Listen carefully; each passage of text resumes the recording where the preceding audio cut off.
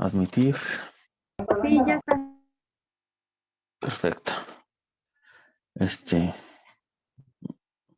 Admitir.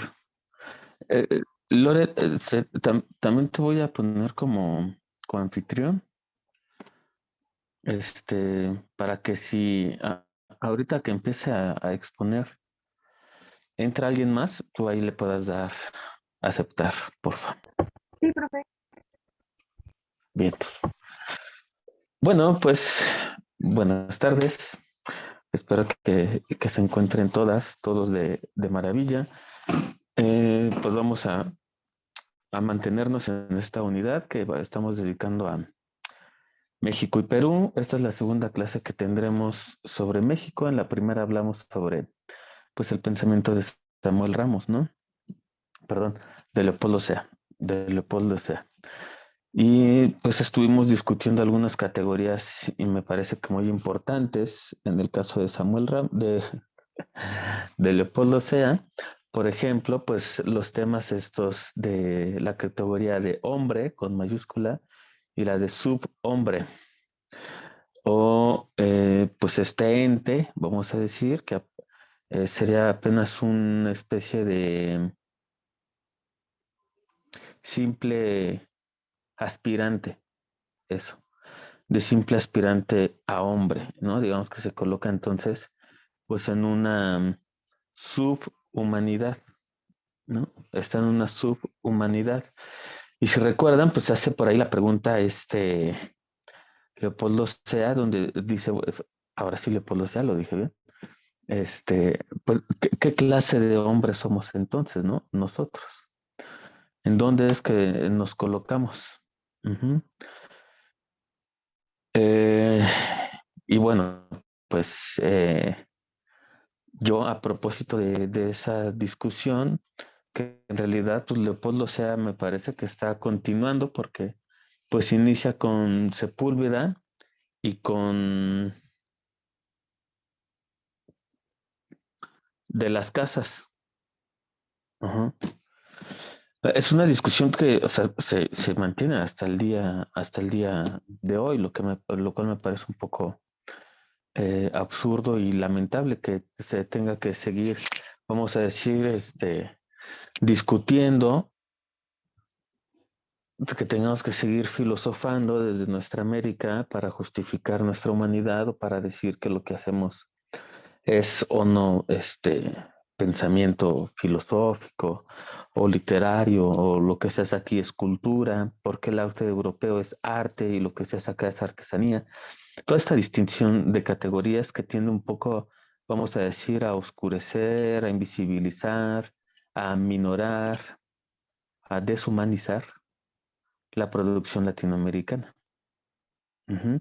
Entonces, pues esa es la posición de Leopoldo Sea, que por supuesto que es sumamente interesante. Eh, yo no lo comenté la vez pasada, pero bueno, si ustedes quieren, podrían comenzar con los primeros trabajos de Leopoldo Sea, por ejemplo, su tesis, que ahora es un libro clásico, se estudia mucho, pues, sobre todo en el Colegio de Filosofía, y no mucho, la verdad es que tampoco es así que se estudie mucho, pero bueno, lo pelan, ajá. Hay que decirlo, ¿sí? No es un libro que le esté quitando el sueño. El positivismo en México. Ujú. Y es un excelente libro sobre cómo se introduce precisamente, cómo llega el positivismo en México y después Leopoldo Sea lo va a llevar pues, en realidad a toda América Latina, ¿no? Eh, es interesante porque parece que donde el positivismo finalmente triunfó, pues no es en París, Francia, fue en América Latina.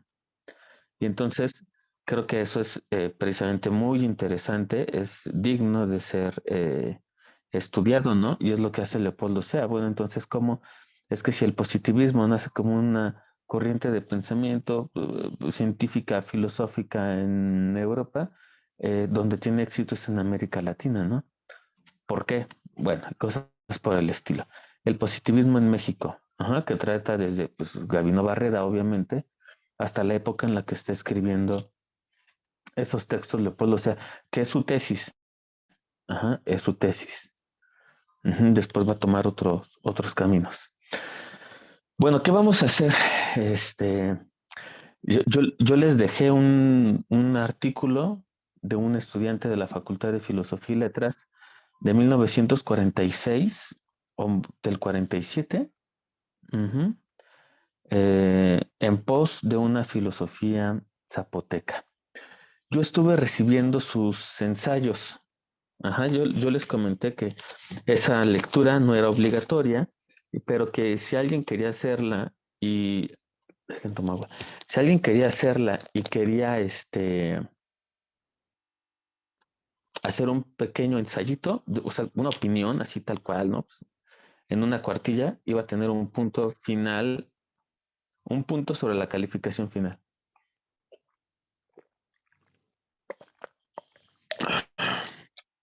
Ajá. Entonces ahorita que ya estamos, pues más o menos, del 47. Ok. Del 47. Ahorita ya que estamos más o menos la mayoría, no me va a tomar mucho tiempo. Quienes entregaron el ensayo, de todos modos no se preocupen. Este, yo los voy a contestar, pero me quise esperar a tener todos para entonces ahora sí empezar a decirles que lo recibí y toda la cosa. Pero para que no se estén así, porque a mí también me pasa todavía de repente, si llegó mi correo, no llegó y todas esas cosas. Voy a decir quiénes mandaron el correo. Su opinión sobre En pos de una filosofía zapoteca, que está bien bueno el texto. Es pura metafísica. Es metafísica, es teología, es cosmología, es un montón de cosas así. Si alguien no lo ha podido leer, por ejemplo, por falta de tiempo, pues cuando tengan chance, dense la oportunidad de leerlo, porque vale mucho la pena. Ajá. Había bastante nivel. Bueno, Andrea Contreras, Fernanda Coral, Fátima Yasmín, Carlos Ariel, Andrea Alonso, Guadalupe Paola, Paulina Nachieli, no sé si lo pronuncié bien, Paulina, Erika Rivera, Marisol Martínez, Alexia, Paola López, Juan José Félix, Alma Montserrat Reyes, Laura Ortega, Daniela Coutinho Hernández y me llegó una ahorita, Sofía Monroy.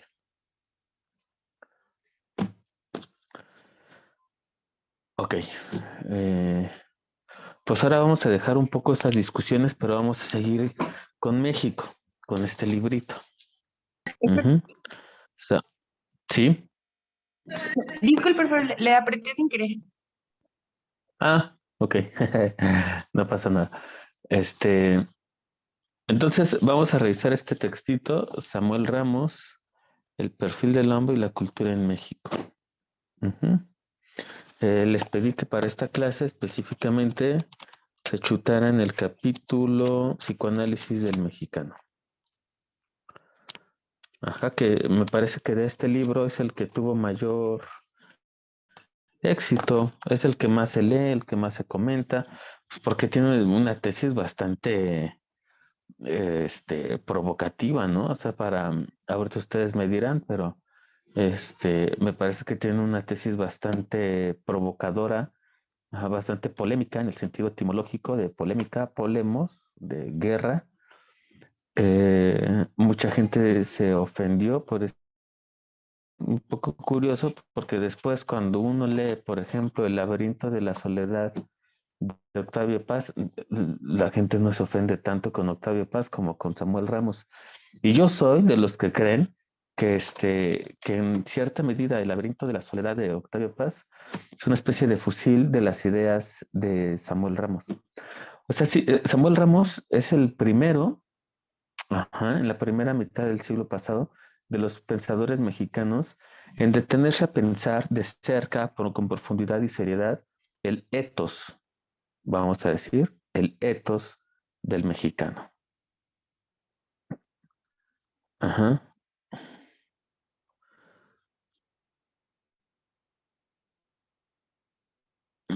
Entonces lo podemos poner así.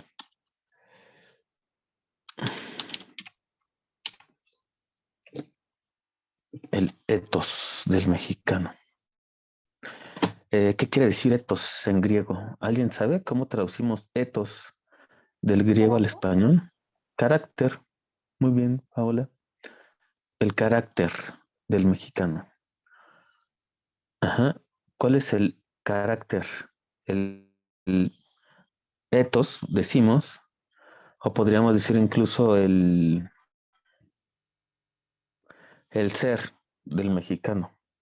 Y entonces es interesante porque lo que hace Samuel Ramos es que queriendo encontrar el ethos, un ser del mexicano, pues se encuentra apoyándose del psicoanálisis de aquella época, pues que no es uno, sí, que no hay un ethos, que no hay un solo ontos, ¿no? No hay un solo ser mexicano, sino que por lo menos, o como él lo ve, hay tres tipos.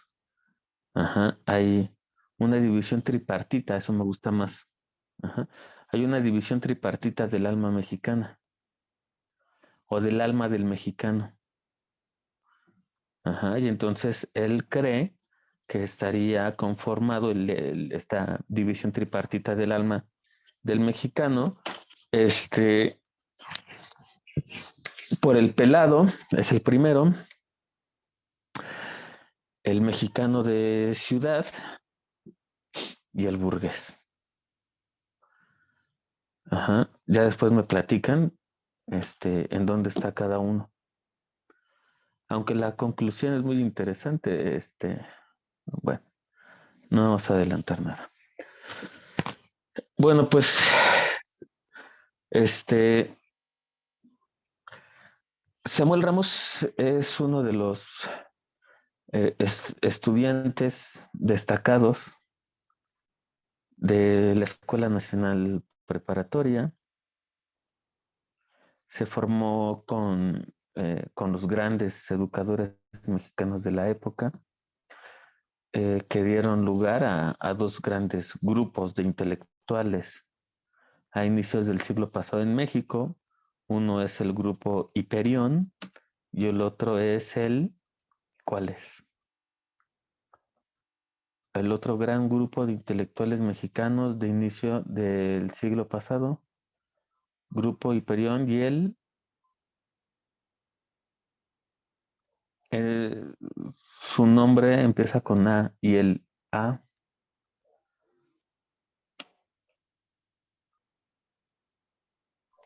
¿Ateneo? nadie, el Ateneo de la Juventud, así es, exacto, ¿no? Y el Ateneo de la Juventud.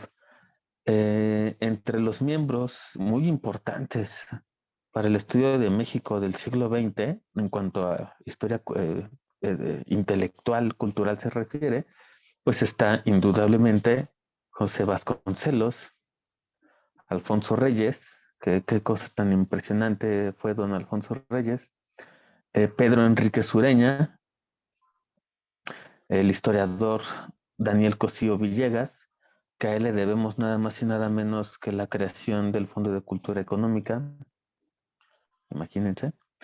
Y bueno, entonces están todos estos pensadores, Pedro Enrique Sureña, José Vasconcelos, Alfonso Reyes, que era de Monterrey, José Vasconcelos era de Oaxaca, etcétera, ¿no?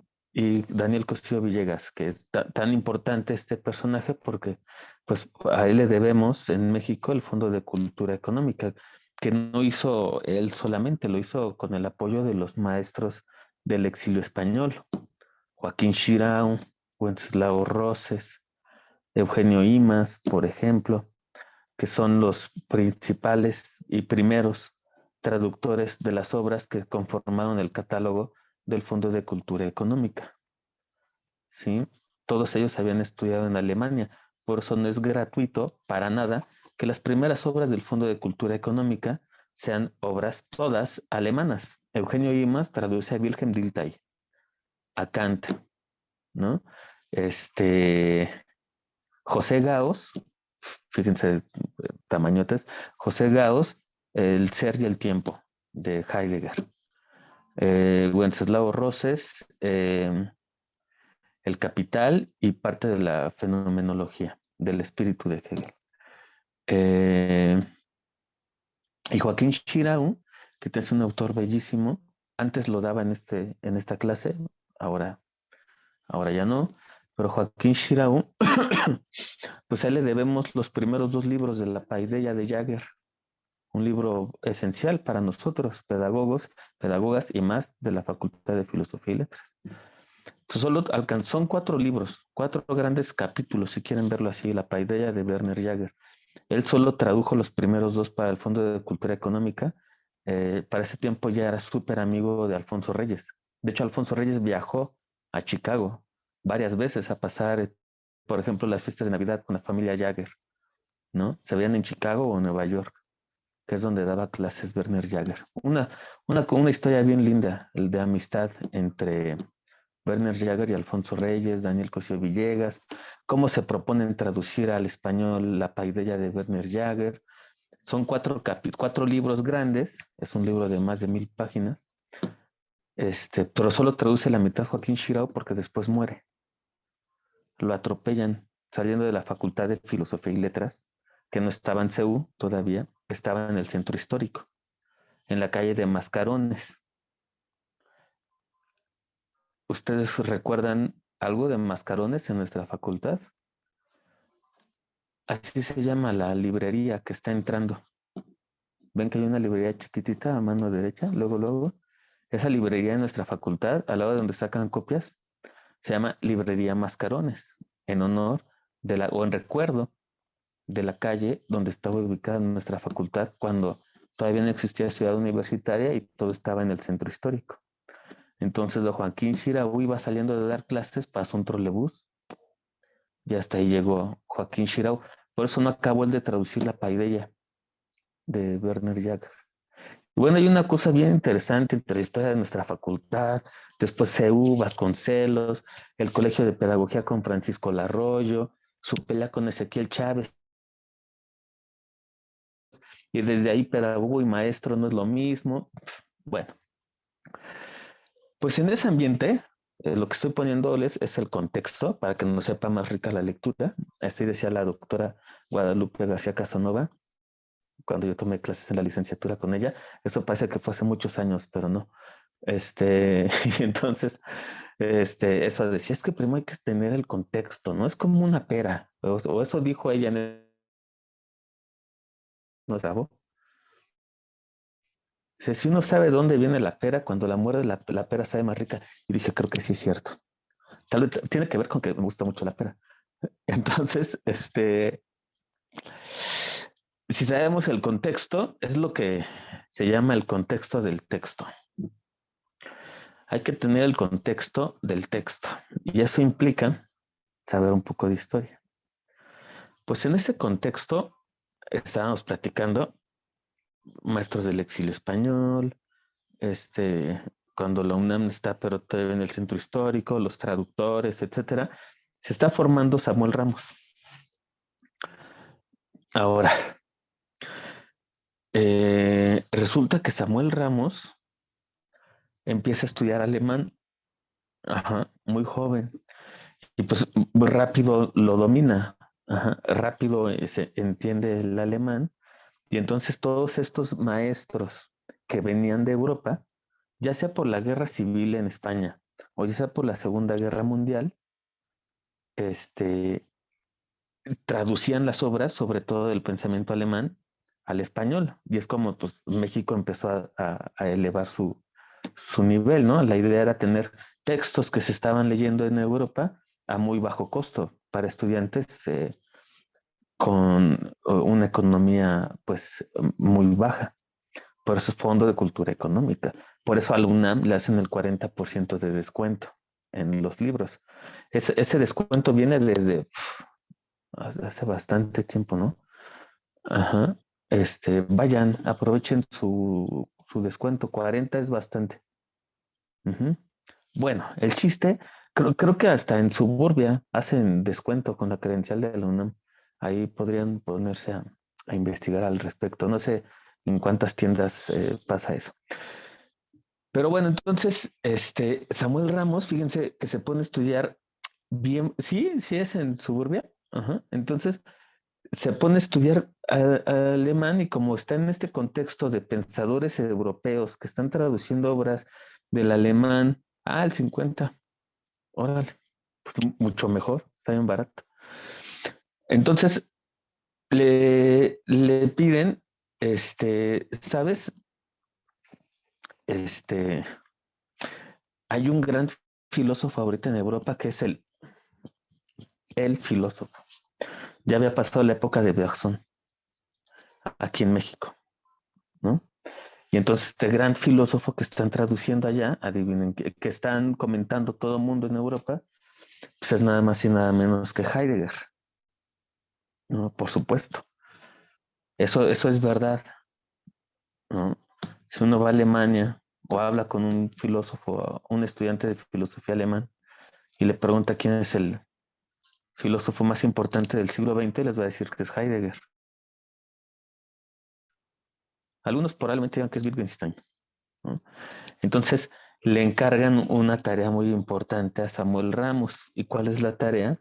Traducir a Heidegger. Ser y Tiempo ya la había traducido José Gauss y otras conferencias más. Entonces le piden a al joven Samuel Ramos que traduzca una obra que se llama Arte y Poesía. Está publicado por el Fondo de Cultura, obviamente.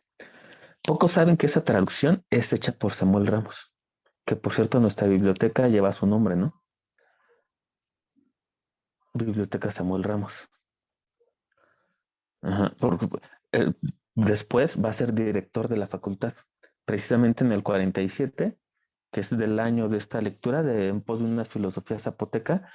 En el 47 Samuel Ramos es director de la Facultad de Filosofía y Letras. Para esa época ya Samuel Ramos para el 47 es un pensador reconocido, ¿no? Por lo menos en todo el mundo de habla hispana.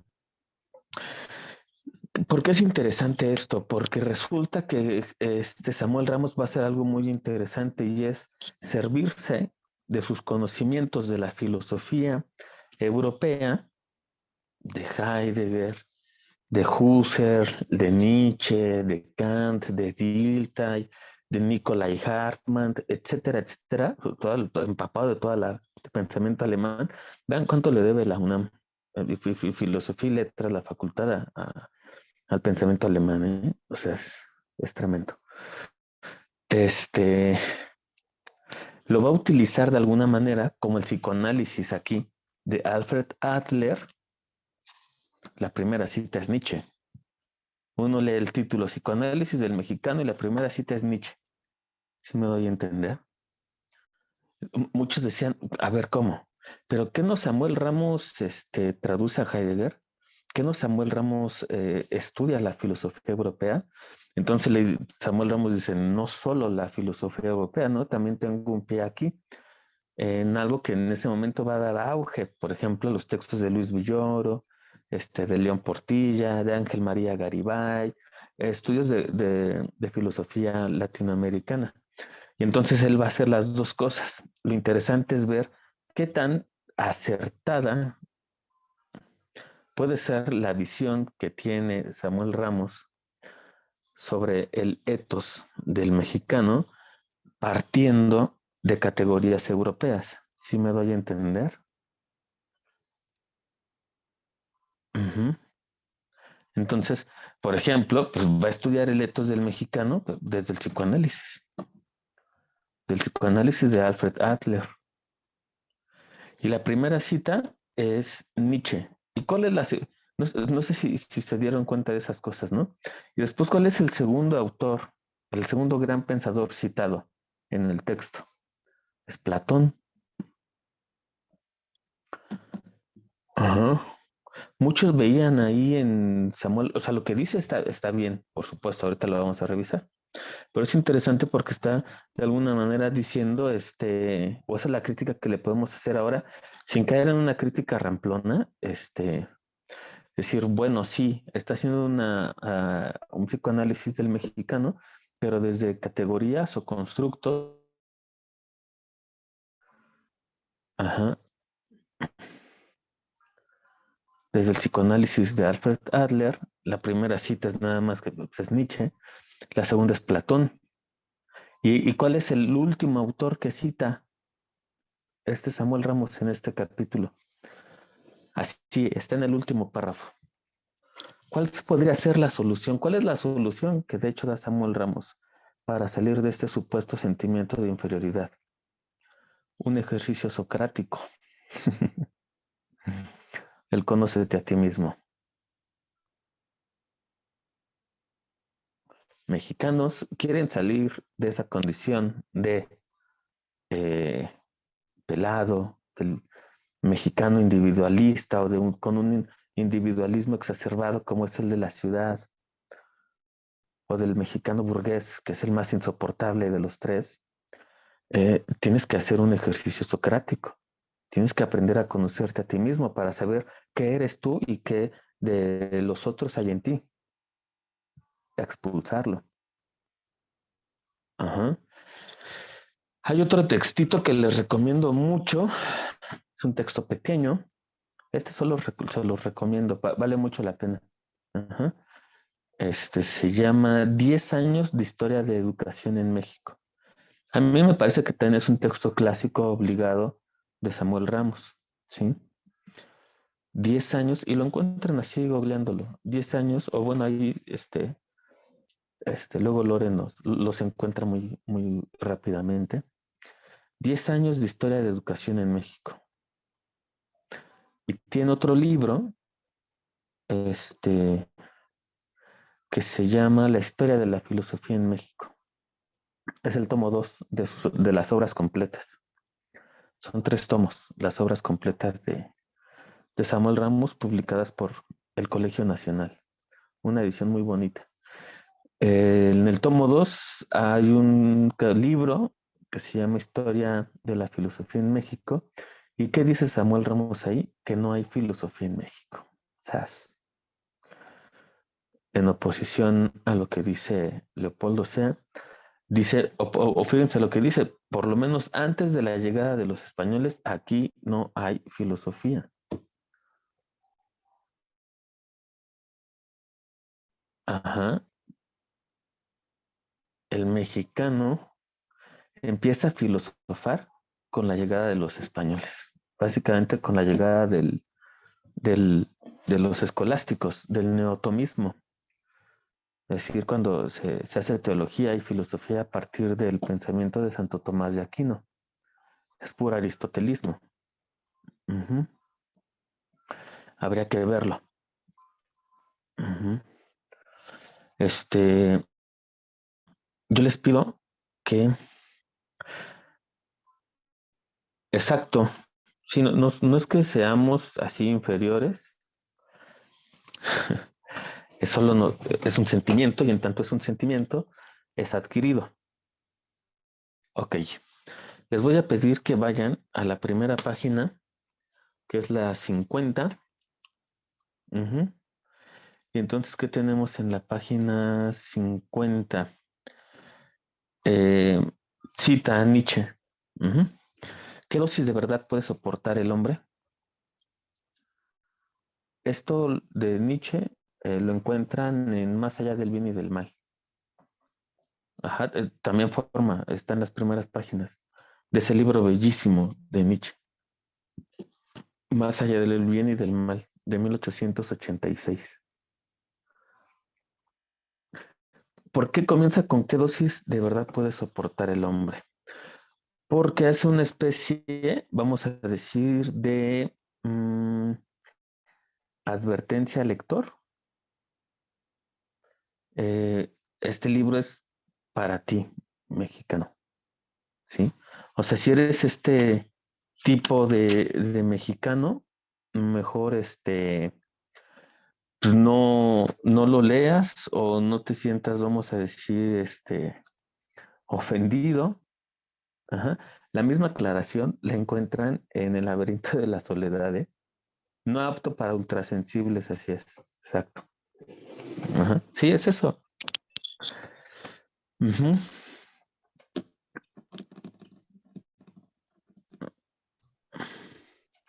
En el primer párrafo de la página 51 dice, cito, el objeto de este trabajo no es criticar a los mexicanos con una intención maligna.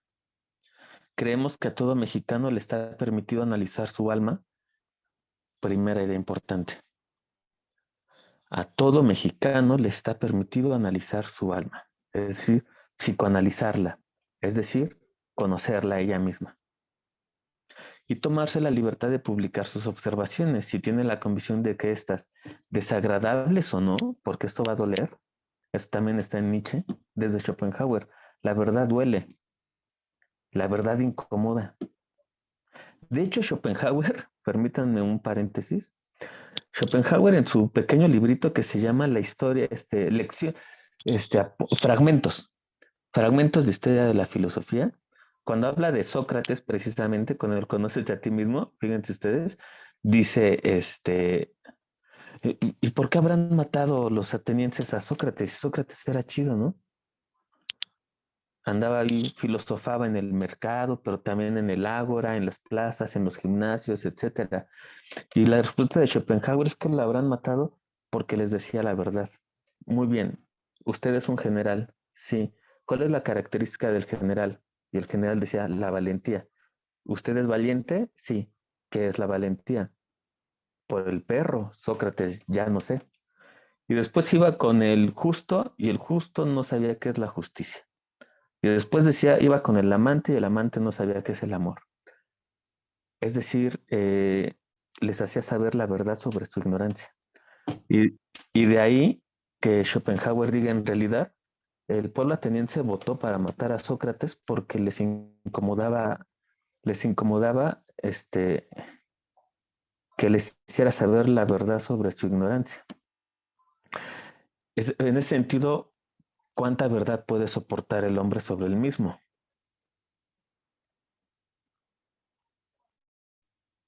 Los hombres, regreso al texto de Samuel Ramos, no acostumbrados a las críticas, es que eso, de verdad, ahorita que venga el momento para participar, me van a decir si esto es cierto o no. Está en todos lados, lo vivimos a diario, ¿no? La gente no acostumbra a la crítica sobre su modo de vida. Ah, ya tú cállate, no me estés diciendo, lo voy a comprar ya. Sí, démelo, señor. Pero ¿por qué lo haces? Si vas a necesitar dinero para otra cosa. Ajá. Y le deja de hablar. No, ya no le voy a hablar, es que siempre me está diciendo, pues claro, te va a dejar de hablar porque no le gusta que critique su modo de vida. Es común, ¿no? Entonces los hombres no están acostumbrados a criticar sus vidas. O en, o en Nietzscheano es, los hombres no soportan la verdad. O en Socrático, los hombres no acostumbran a conocerse a sí mismos. Pero si se tratara de elogiarlos, dice más adelantito en ese párrafo Samuel Ramos, sígueme hablando de mí, de lo grande que soy, de lo importante que me ven los demás. Todo eso es psicoanálisis. Ajá, porque cuando uno critica al otro y le hace ver que su modo de vida es criticable, ¿qué pasa? Se siente inferior. Pero cuando uno lo elogia, no viene el sentimiento de superioridad, viene un delirio de grandeza. ¿Y qué pasa con el delirio en el psicoanálisis? Que el delirio se opone a la realidad. Esto en el psicoanálisis freudiano, ¿cómo se le llama?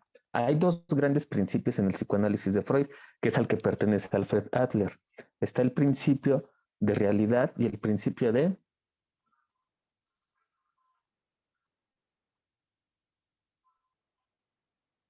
¿Cuál ¿Es otro? el consciente e inconsciente, acaso?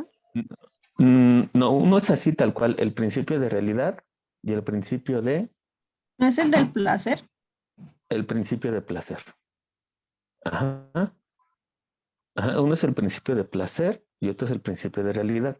El problema entre estos dos principios en el psicoanálisis freudiano, que es del que se trata acá, es que normalmente cuando una persona es elogiada o criticada, cuando su vida se somete a examen, eso está en el socrático, acuerdan en la apología de Sócrates, una vida sin examen no es digna de ser vivida. Uh-huh. Interesante la sentencia de Sócrates. Entonces, está el principio de realidad, pero cuando se impone el principio de placer sobre el principio de realidad, ¿quién sabe ya en qué mundo vives? ¿Quién sabe en qué mundo? Pero en la realidad, no, imposible.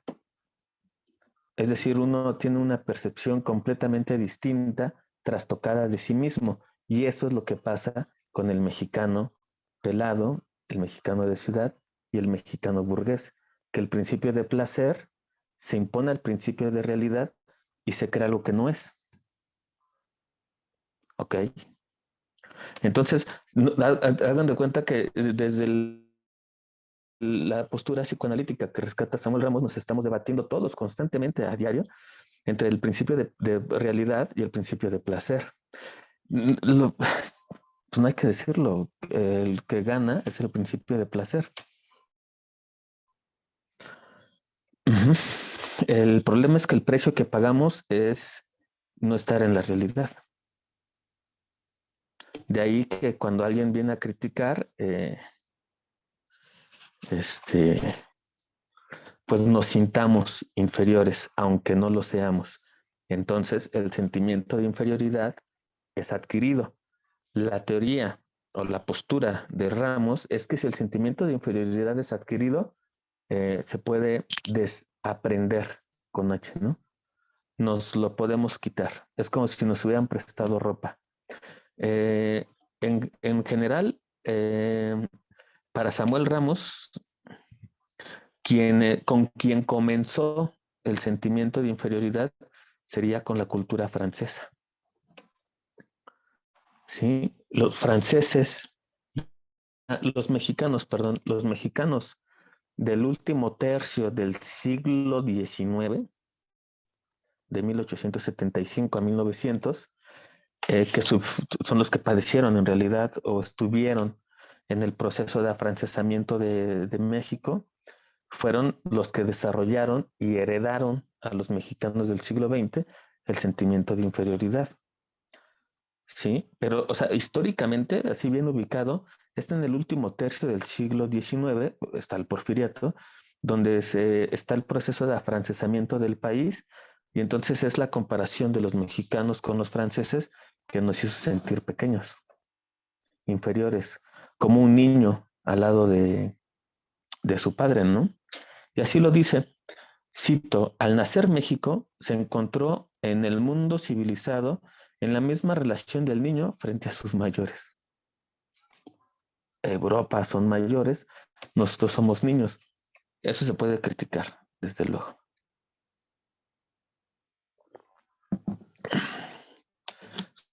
Sobre todo porque leyendo más obras de Ramos parece que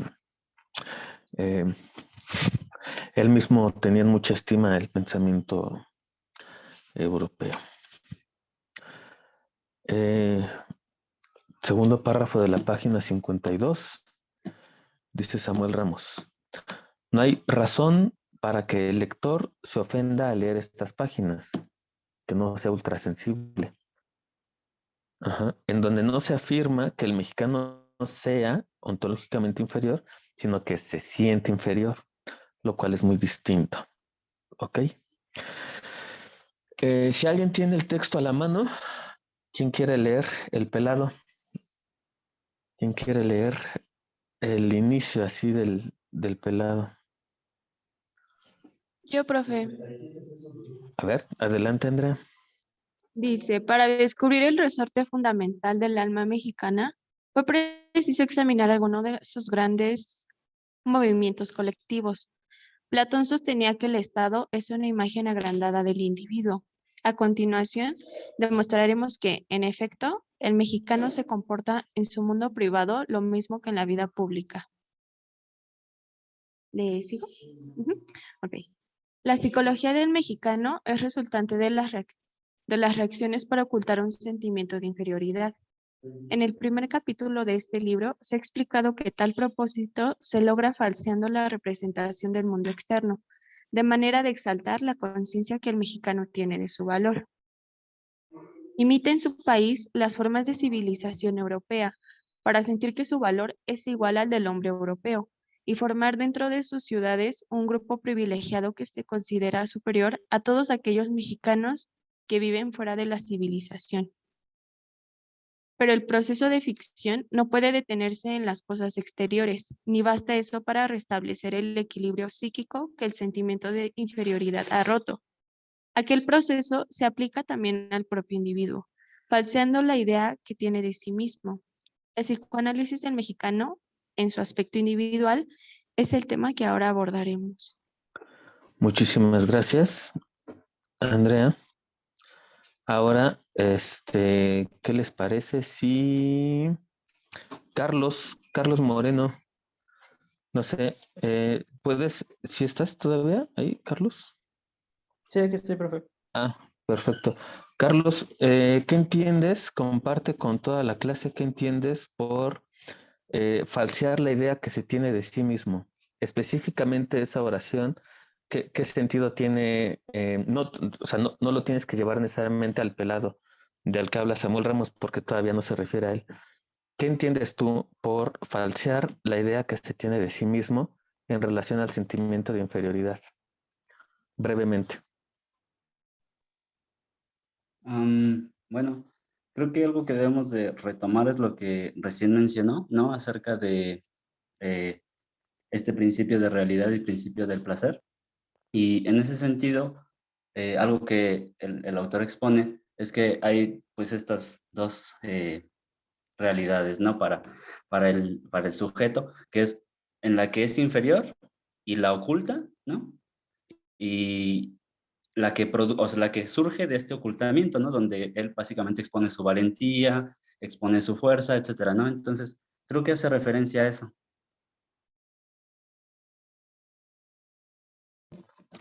Perfecto. Ahora, Carlos, te voy a pedir un favor. De las compañeras que están ahorita, elige a alguien para que nos dé su punto de vista sobre falsear la idea que se tiene de sí mismo en relación al sentimiento de inferioridad.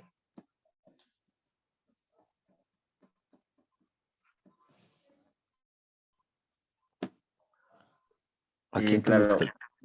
A ver, no sé, me gustaría escuchar a Cristina Vargas Alba. ok. Cristina, Bueno, ¿puedes? Ok. ¿sí se me escucha? Ok. Bueno, yo estaba pensando más en, bueno, considerando que por esa parte donde menciona de limitar en su país las formas de civilización europea y lo que vimos la clase pasada, de que tratamos de llegar a ser como la ilusión del hombre, hombre con hombre. Entonces es la forma que nosotros como que falseamos nuestra forma de ser, así como era. Sí, Es, sí, está muy bien. Es eso. O sea, o sea, gracias, vamos a decir, ligando a SEA con Ramos, vamos a decir que precisamente a causa de nuestro sentimiento de inferioridad es que nos consideramos subhombres o hombre con minúscula y queremos aspirar al hombre con mayúscula. Eso está muy bien, porque hacia allá va el mexicano de la ciudad. Les decía, tapa sus lindos ojos oscuros con unos verdes. Le molesta el color de su cabello y tiene que ser amarillo o rojo o rosa o verde o del color que ustedes deseen. Le molesta su morenés, entonces tiene que parecer un hombre, ¿no? Este, porque o sea, esa es la tirada. Y por eso dijo Samuel Ramos, ¿cuánta dosis de verdad podemos soportar? Porque cuando uno lee estos libros, busca el modelo europeo de belleza, ¿no? Erika. O sea, que pretendemos, muy bien, no reconocemos nuestro ser indígena.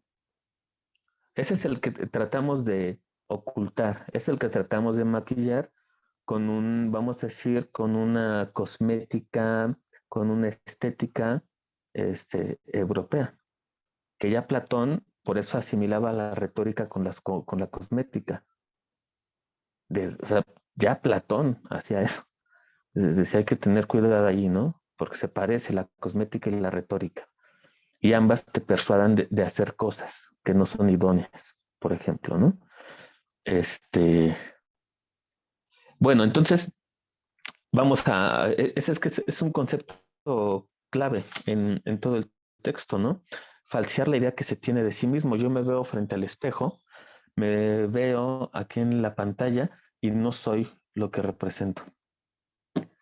Es como si uno estuviera falseando deliberadamente la representación social. Así de rápido, quiero aparentar algo que no soy. Tú estás en tu casa, así, bien cómodo, te sientes tú. ¿Les ha pasado? Ahorita me platican. ¿Sí? Cuando alguien quiere hacer el micrófono, solo levante la mano y listo. A mí me gustaría más escucharlos. Estás así en tu cama, en chanclas, bien cómodo, así con el short, ¿no? Con la playera del Chivas, bien chingón, domingo y todo, o el equipo al que le vayan, a mí no me gusta. Y entonces, tocan, oye, que va a venir no sé quién.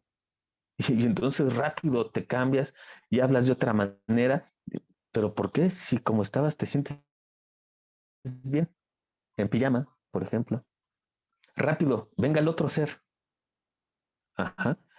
Se van a dar cuenta que a lo largo del todo el curso, Lore lo sabe bastante bien, me encanta poner ejemplos así de sencillos, porque el ser ahí se ve, no hace falta hacer abstracciones. ¿Sí? Cuando vemos a una persona, enseguida doy la palabra, con esto termino, cuando una persona se siente bien a gusto con ella misma, cuando se ha conquistado a sí misma, y eso decía Nietzsche, también hay que aprenderlo de Nietzsche. Nietzsche decía, y precisamente en Más allá del bien y del mal, no hay mayor conquista que la conquista de uno mismo. ¿Y cuándo sé que me he conquistado? Cuando no me avergüenzo de mí. Cuando no me avergüenzo de mí. Y entonces nosotros podemos decir, no me avergüenzo de mi ser indígena. No me avergüenzo del lugar en el que vivo. No me avergüenzo de las palabras que uso. No me avergüenzo de la manera en la que como. No me avergüenzo de la manera en la que, etcétera, etcétera. Porque me he conquistado. Ya no me importa qué pienses tú de mí. Porque ya no soy inferior o superior frente a ti. Se trata de mí, no del otro, por ejemplo. ¿Sí? Entonces, a ver, Daniela 1, Carlos 2. Sí, Adelante. muchas gracias, profe. Creo que algo que también, bueno, yo siento que pasa que no solo es con la belleza en cuanto a nuestro cuerpo, sino es la belleza en todo, ¿no? Y desde hace mucho tiempo se vio, ¿no? Cómo se trató de embellecer la ciudad, pues bueno, basándonos justamente en el ideal de belleza francés, toda la reconstrucción que se llevó a cabo, el embellecimiento de las calles, etcétera, pues siguiendo el ideal de belleza europeo, no el de nosotros. Lo mismo pasa con el arte, ¿no? Muchas veces el arte de aquí es menospreciado. ¿Por qué? Porque no sigue ciertas corrientes artísticas que se gestaron en Europa o en otros países colonizadores, porque es lo que nos han enseñado que es bello, que es lo que se debe de apreciar. Y un ejemplo muy claro, no, por ejemplo, son las bolsas de mercado, ¿no? Las bolsas que usaban nuestras mamás o nuestras abuelitas para salir al mercado, pues tú no era como que agarraras la bolsa y te la llevaras a tu fiesta, porque pues ¿cómo ibas a llevar tu bolsa? Hasta que Sara las empezó a vender en 400, 500 pesos la bolsa, y entonces ahí sí ibas a comprar tu bolsa, que era la misma que tú le regateabas a la señora del mercado, pero ahora sí la usabas con orgullo, porque ya traía la etiqueta de Sara. O también, por ejemplo, a mí lo que me llegó a pasar, y bueno, a mí sí me llegó a pasar, ¿no?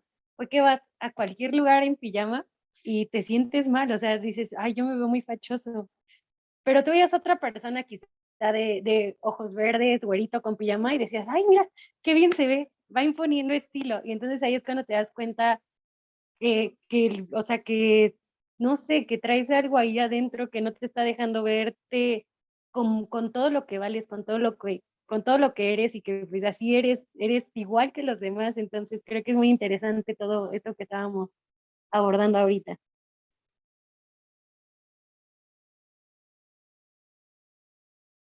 Muchas gracias. Carlos, ahora.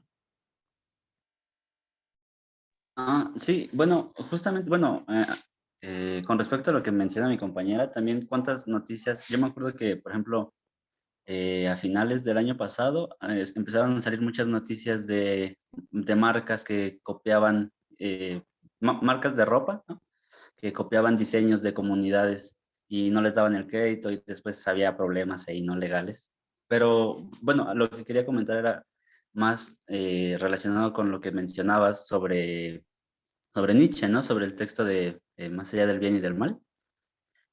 Algo que recuerdo de ese texto es que él menciona que esta voluntad de verdad es también voluntad de poder, ¿no? Y creo que eso se relaciona como, con lo que menciona Samuel Ramos de querer imponer, ¿no? Tu poder, tu dominio, tu control sobre, sobre los demás. Bueno, haciendo relación al pelado, ¿no? O en general al mexicano que quiere imponer, ¿no? Siente desconfianza de lo que verdaderamente es y por lo tanto quiere proyectar una imagen que le permita controlar, tener poder. Ujú. Sí, claro. Y el problema es que en el caso de Nietzsche siempre se trata de un poder sobre uno mismo, ¿no? Y en el caso del pelado, hacia allá vamos, es un poder que se ejerce sobre otro. Eh, Muchos han malinterpretado así a Nietzsche, ¿no? Los nazis fueron los primeros. Este, pero no, o sea, siempre se trata de uno mismo, en el caso de Nietzsche. En el caso, vamos a decir, del pelado, es que sí digamos que es una voluntad de poder, pero sobre el otro. Entonces, ¿qué tenemos? ¿Quién es el pelado? El pelado pertenece, fíjense las palabras que utiliza Samuel Ramos, ¿eh? El 54. El pelado pertenece a una fauna social de categoría ínfima, lo más bajo, y representa el desecho humano de la gran ciudad. Así. En la jerarquía económica es menos que un proletario y en la intelectual un primitivo. Vayan elaborando a su personaje. La vida le ha sido hostil por todos lados y su actitud ante ella es de un negro resentimiento. La vida me ha hecho así. Si yo soy así es porque los demás me han tratado así. ¿Ok? Es un ser de naturaleza explosiva. ¿Qué me ves, cabrón? No te estaba viendo a ti, aguanta, ¿no? No, ¿y qué le ves a todos? Lo vamos ubicando. Ok. Este libro se escribió se publicó en 1934, va a tener 100 años. Ajá, y todos ubicamos perfectamente esto. Ok. Sus explosiones son verbales. Ya te dije, cabrón, es la última. ¿Sí? Y tienen como tema la afirmación de sí mismo en un lenguaje grosero y agresivo. Yo sí te parto tu madre. ¿Ok? Ha creado un dialecto propio cuyo léxico abunda en palabras de uso corriente a las que da un nuevo sentido. Es un animal. Antes ya había dicho que pertenece a una fauna social. Es un animal que se entrega a pantomimas de ferocidad para asustar a los demás.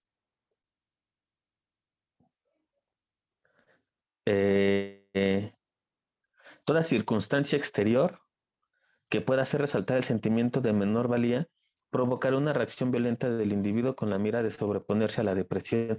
Es decir, apenas se entrevé digamos que puede manifestarse su inferioridad, va a responder violentamente. Uh-huh. El pelado busca la riña como un excitante para elevar el tono de su yo deprimido. Se me acaba de ocurrir que si lo llevamos al campo de la pedagogía, podrían ser gran parte de los niños violentos, de lo que ahora les dicen que son bullying, ¿no? Y cosas por el estilo. Pero pues en México tenemos una palabra para eso, pues es el gandaya, es el gandul. Probablemente esa expresión violenta sea expresión de un yo deprimido. Vayan sacando sus conjeturas.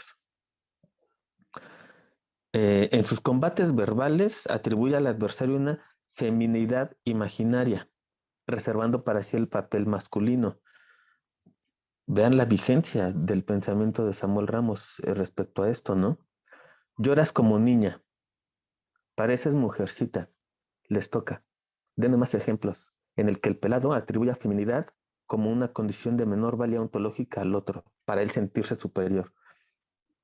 ¿Qué más han escuchado? ¿Los hombres no lloran? Muy bien, perfecto. Sigamos. Tráiganle una Pegas como falda a la niña. niña. Ay, ¿Cuál? tráiganle una falda a la niña.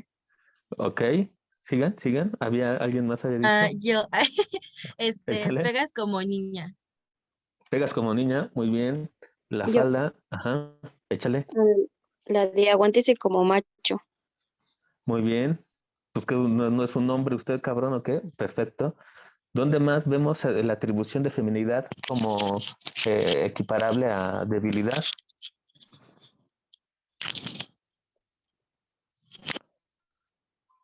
Pero es claro, ¿no? Los hombres no lloran y ese tipo de cosas. Todas estas expresiones son expresiones de un yo deprimido, de un yo que no se sabe este, inferior, porque él se siente precisamente superior, ¿no? Aun cuando el pelado mexicano sea completamente desgraciado, le da con todo al mexicano. Sí, Alejandro, te escuchamos. Alejandra. No se preocupe. Entonces, ¿eso también va de la mano junto con el machismo, profe? ¿Se podría relacionar? Así es, por supuesto, por supuesto. Fíjate que Alejandra, cuando terminemos el curso en Argentina, la tesis de Enrique Dussel es América Latina es machista. Lo difícil es buscar los argumentos de por qué lo es, pero es por eso. Ahora, tú misma, ¿qué opinas? Esta actitud de superioridad en la que se atribuye feminidad a la otra persona como un signo de debilidad, ¿es propia del hombre? ¿O tú sí crees que desde el México por revolucionario hasta nuestros días la misma actitud se puede encontrar en algunas mujeres? Es decir, que no es propio del hombre, o no es así. A ver, ¿qué? Pues creo que tiene que ver mucho de los dos, pero pues también entiendo que es toda una generación que ha ido cambiando. Ahorita pues nuestra generación creo que es mucho más consciente en este sentido, pero si hablamos de generaciones anteriores, por ejemplo, como en los años 50 o en los 40, pues a las mujeres les tocó mucho vivir con que eso estaba bien. Y ese tipo de pensamiento ha ido pasando de generación en generación en cuanto a las mujeres. Y claro, también las entiendo, dijera eso, o sea, esa actitud está mal, eso que tú le enseñas a tu hijo está mal. Pero también, claro que tiene que ver mucho con el hombre porque pues han sido, pues sí, o sea, han sido muchos años de machismo y muchos años de intentar cambiar esto, pero pues que hasta la fecha en México sigue siendo algo muy difícil y aunque tal vez nosotros no lo veamos tanto, le apuesto que si salimos, no sé, a la tienda podemos ver cualquier actitud machista. Entonces, pues creo que tiene que ver un poco en el sentido de los dos, pero no culpo a la mujer porque es un pensamiento de generaciones que se ha ido dando generación tras generación. No sé si esté bien o esté mal, pero es como mi manera de, en lo que yo lo...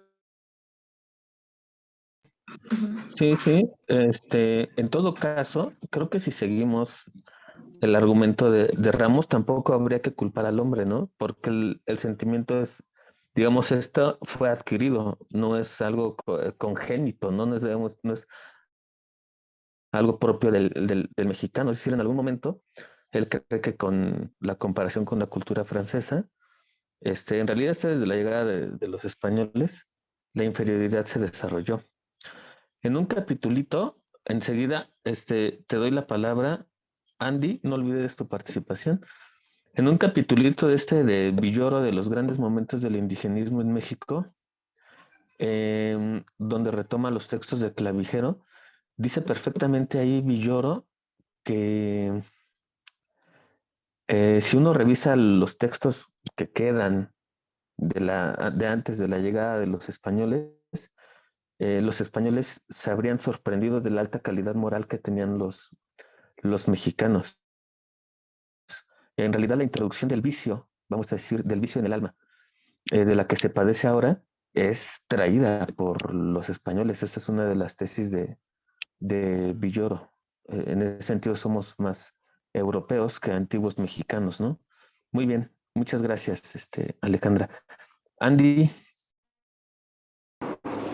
Ah, pues sí, nada más quería contestar un poco al comentario que hizo mi compañera sobre si eso tiene que ver con el machismo, y pues es muy claro que sí, en el texto lo menciona en una parte, que pues este término de macho lo ocupa para excusar su falta de algo, ¿no? De algo que él no tiene, que puede que vean los demás tal vez en el estereotipo de hombre europeo, o no lo sé, pero lo hace para excusarse de algo y también para cubrir un poco esta desconfianza, esta inseguridad que tiene, ya que pues igual lo menciona, ¿no? Que todo, que centra como su valor en su virilidad, su sentido de superioridad en eso, pues básicamente en el órgano sexual masculino, que pues no tiene mucho sentido, pero en la actualidad lo seguimos viendo, ¿no?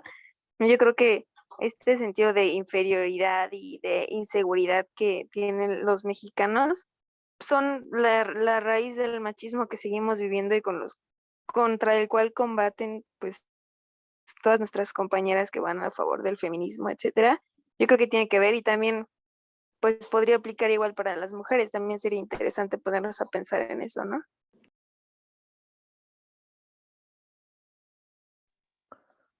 creo que se trabó un poquito.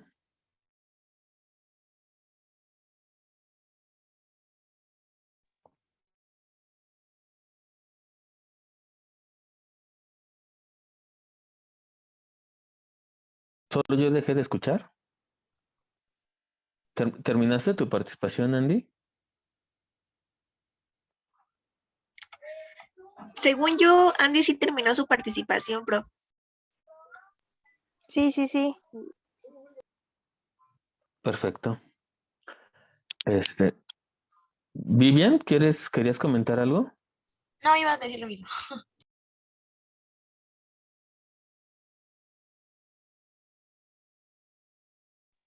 Ujú. Ok. Eh, vamos a esa parte del macho y la virilidad de la que estaba hablando Andy, precisamente. Ujú. Página 55. Aun cuando el pelado mexicano sea completamente desgraciado, se consuela con gritar a todo el mundo que tiene muchos huevos. Es la manera, dice Samuel Ramos, en la que le llama a los testículos. Esto lo escuchamos todo el día, todo el tiempo. ¿Sí? Es el tema de apelar a cierta supuesta superioridad que radicaría en el órgano sexual masculino, ¿no? Lo importante es advertir que en este órgano no hace residir solamente una especie de potencia, la sexual, sino toda clase de potencia humana. Para el pelado, un hombre que triunfa en cualquier actividad y en cualquier parte es porque tiene muchos huevos. Si hace algo, si se avienta a hacer algo que no hace otra persona, se lo atribuye a, a su virilidad, ¿no? Así, etcétera. Bueno, ¿cuál es otra de sus expresiones favoritas? Yo soy tu padre. Es interesantísimo, la verdad, la fuerza con la que se arraigó el etos del pelado en México, porque esto no parece escrito hace casi 100 años.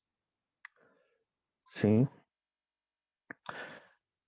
Es seguro que nuestras sociedades patriarcales, ahí está, no es nuevo, no es de ahora, eso sociedades patriarcales ni machistas. Esto está en el 34. Ajá. Entonces, es seguro que en nuestras sociedades patriarcales el padre es para todo hombre el símbolo del poder. Es preciso advertir también que la obsesión fálica del pelado no es comparable a los cultos fálicos. El falo sugiere al pelado la idea del poder. Hay teorías feministas, ahora que hablaban de teorías feministas, que para oponerse al machismo que se basa en la potencia del órgano viril, hablan del falo femenino, por ejemplo. Ujú. Ok. De aquí ha derivado un concepto muy empobrecido del hombre, el del macho, precisamente. Podríamos decir que el pelado es el macho, pero no solo, porque también el de la ciudad y también el burgués. Esa tesis también es interesante. No son tres tipos de etos diferentes. Es muy probable que el pelado habite en el mexicano de la ciudad y también habite en el mexicano burgués. Uh-huh. O sea, que tú tengas un montón de lana no quiere decir que tengas ahí escondida tu parte de etos del pelado, ¿eh? Este es el problema del burgués, que él asume eso. Ajá, asume a la ontología lo que tiene. Y ser y tener no son enemigos. Ser y tener, o sea, el ser nunca va a depender del tener. No hay ningún filósofo que haya dicho eso. Todos los grandes filósofos asocian el ser al pensar. Nadie ha asociado ser y tener. Así es, sienten lo mismo. Ándale, eso me gusta. Ándale, se expresan de otra manera, ¿no? Pero, a ver, vamos al mexicano de la ciudad y ya le tocará su turno al mexicano, al burgués. Muy bien, ¿qué tenemos con el mexicano de la ciudad? Vamos con él. Uh-huh. Segundo párrafo de la página 58. Ángel, adelante, te escuchamos. ¿Se me escucha? Gracias. Algo que quería comentar antes que pasáramos a otro tipo de Samuel Ramos es que algo que yo considero es que tal vez las dos dimensiones de las que habla Samuel Ramos acerca del pelado pueden ser igual de reales. O sea, tanto el principio de placer cuanto el principio de realidad. Y eso lo estaba pensando por un libro que leí que se llama En busca de respeto, de un sociólogo, antropólogo, perdón, que se llama Phil Bourdieu. En este libro, Bourdieu se mete a los barrios de Harlem, en Estados Unidos, para estudiar a la gente que vende droga ahí, que son normalmente inmigrantes, puertorriqueños, etcétera, ¿no? Entonces, algo que él trata de demostrar a lo largo de este libro es que estas personas tienen valores. O sea, en cuanto ellos se meten a este mundo de la droga, ellos encuentran respeto ahí, encuentran una forma de humanizarse a sí mismos y de encontrar reconocimiento entre sus pares. Entonces, puede ser que a nosotros no nos parezca moralmente esto, pero creo que hay dos valores, hay dos formas en las que la gente se gana respeto y no debemos de creer que es peor que la forma en la que se gana respeto el europeo occidental. Sí. Habría que ver si así funciona también, digo, pero después, ¿no? El principio de placer, el principio de realidad, porque luego parece que Freud tenía una concepción muy débil, por ejemplo, del deseo, y me parece que el deseo aquí vendría a ser clave. Ahorita que decías esto,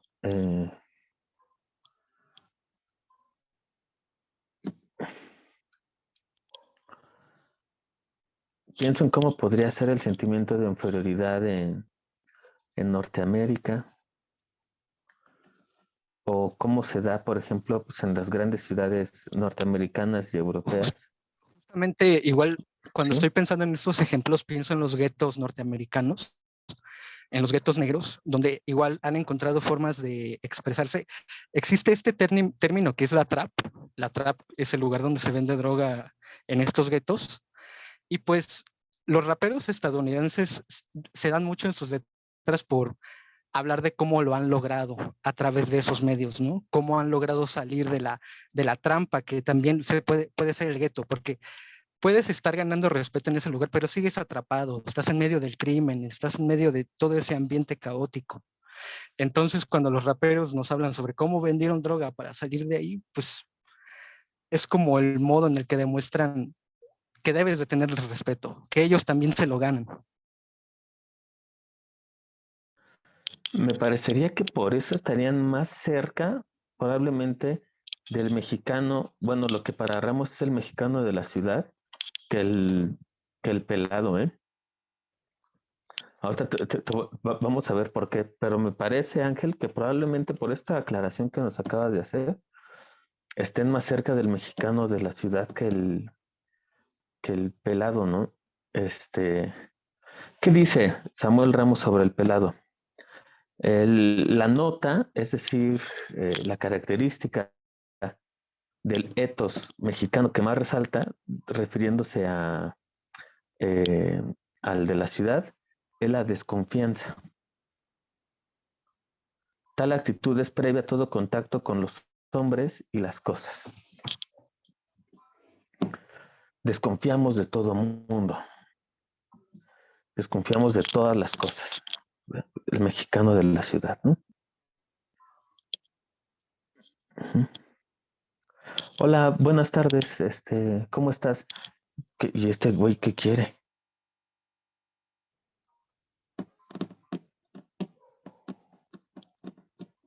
¿Por qué me habla? ¿Y por qué se me acerca? Yo mejor me pongo mis audífonos para que nadie me hable en el camino. Que ya no sabes quién si me doy a entender. Previa a todo contacto humano, dice aquí, es como una forma a priori de su sensibilidad. Es casi su sentido primordial de la vida.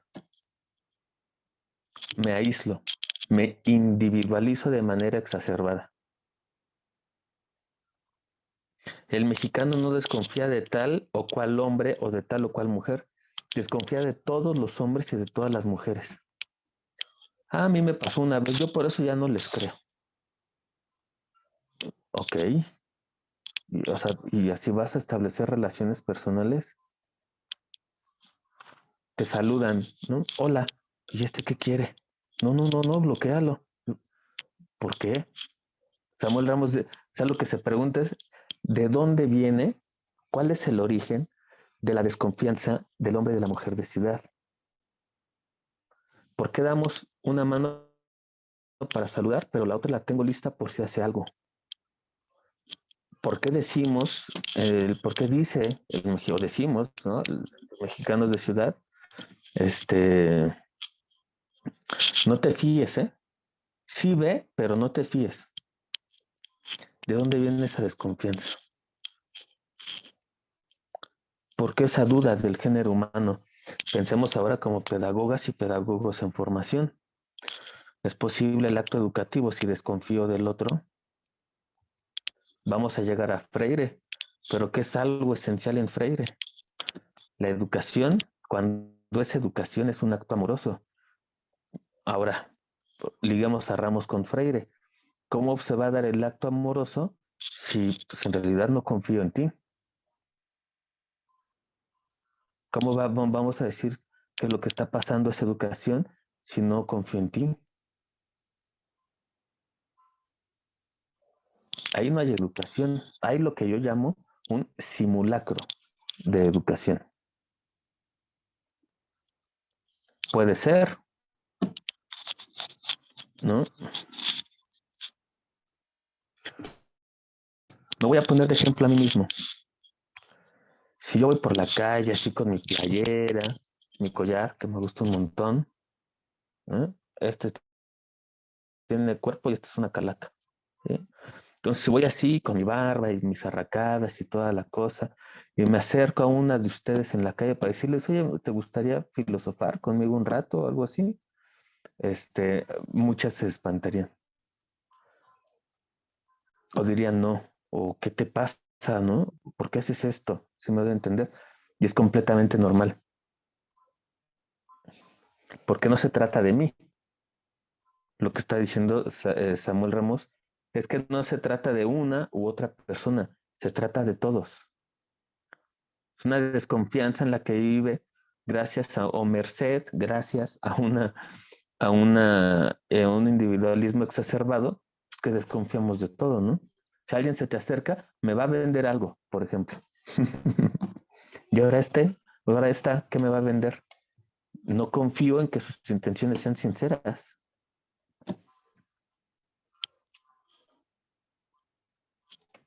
¿Cómo puede haber educación en la ciudad si desconfiamos del otro? Es demasiado joven para ser maestro. Es demasiado viejo para todavía dar clases. Pero no le has dado una oportunidad, entonces, o sea, es un grupo demasiado pequeño, es un grupo demasiado grande, todo el tiempo estamos desconfiando en la ciudad, ¿no? Eso por un lado, ¿no? Y ahora, ¿cuál es la otra gran característica del mexicano de la ciudad? Dice, si es comerciante, no cree en los negocios. El mexicano considera que las ideas no tienen sentido y las llama despectivamente teorías.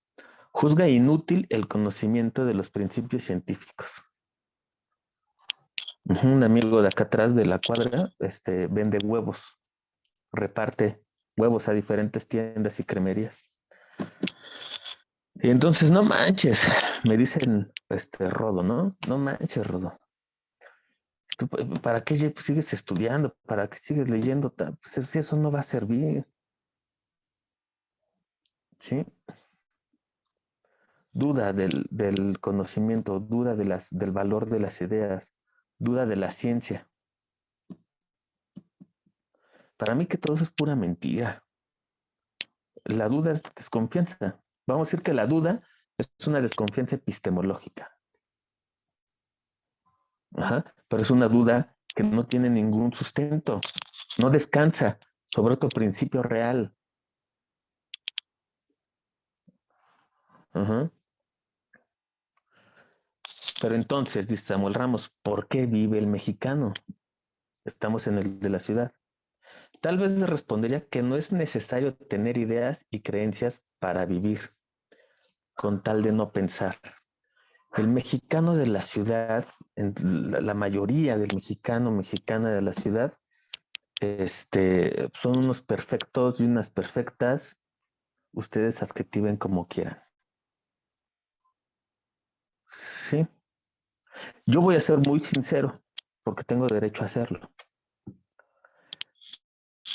Pero me parece que este mexicano que no respeta de ciudad, que no respeta y no valora las ideas, que no respeta y no valora el conocimiento, que no respeta y no valora la ciencia, son muchos de los que se forman disfrazados de Spider-Man para ver una película. Pueden estar ahí horas disfrazados, ¿no? Ok, está muy bien. Ajá. Hazlo, es tu bronca, ¿no? Pues ya eres eso, ¿no? Te crees eso, te tienes que disfrazar de un personaje de una historieta norteamericana. Pero no te burles de los que pasan todo el día estudiando. No tienes ningún derecho a hacerle burla a los que estudian su licenciatura y quieren continuar, ¿no? Sus estudios o hacer otra. No tienes ningún derecho a burlarte de las ideas, el conocimiento y los principios científicos. Alguien tiene que pensar aquí.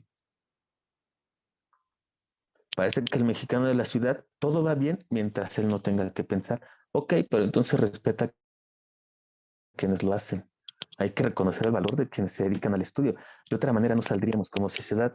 Si confiamos la sociedad al mexicano común de la ciudad, ya hace tiempo fuimos. No, yo no creo que solo el intelectual piense.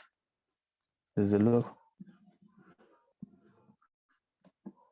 No solo el intelectual piensa. Ujú. Y dice Samuel Ramos, y así sucede, en efecto.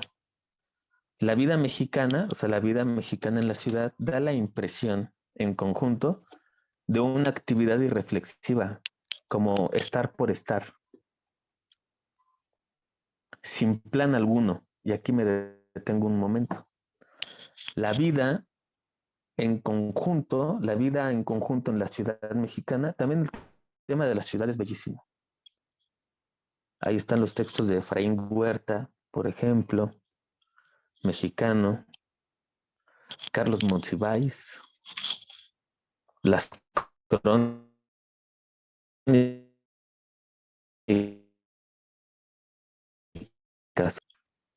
¿Qué pasa si uno percibe de manera general o global la vida del mexicano de ciudad?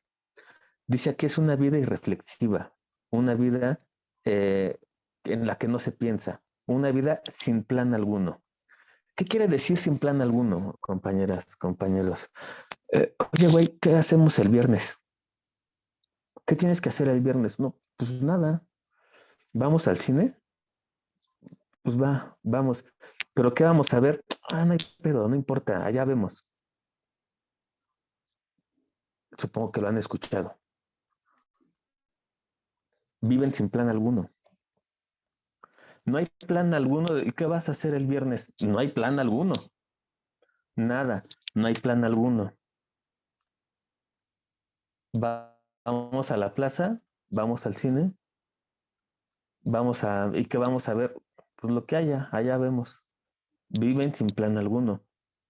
Y cada vez se escucha en jóvenes más chavitos. Como pedagogas, se tiene que preocuparnos.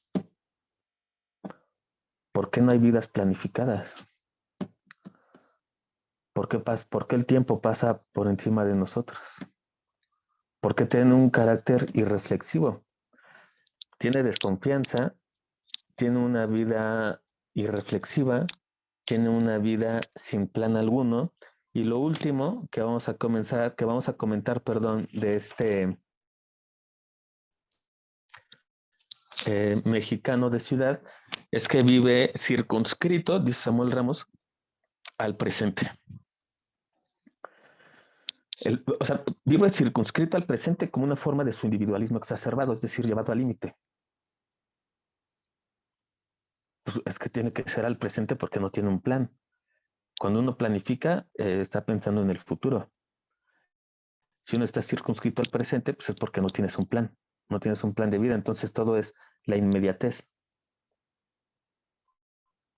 Uh-huh.